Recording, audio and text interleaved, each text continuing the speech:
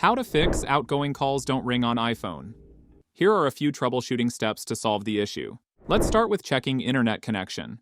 Make sure you are connected to a strong Wi-Fi or cellular data connection. Otherwise, try to connect a different network. If this is not the issue, then try next. Check volume settings.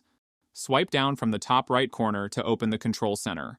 Now, look for the volume slider icon and adjust by dragging. Next, make a call and check whether it is ringing or not. If it is not working, then try airplane mode. Swipe down from the top right corner to open the control center. Now, tap on the airplane icon. Wait for 10 seconds, and then turn off. After that, make a call and check whether it is ringing or not. If it is not working, then try. Restart the device. Swipe down from the top right corner to open the control center. Now, long press on the power icon.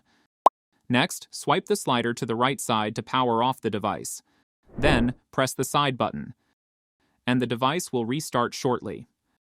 After restarting the device, make a call and check whether it is ringing or not. If it's not working, then try reset network settings. Go to the Settings app and look for the General option and tap on it.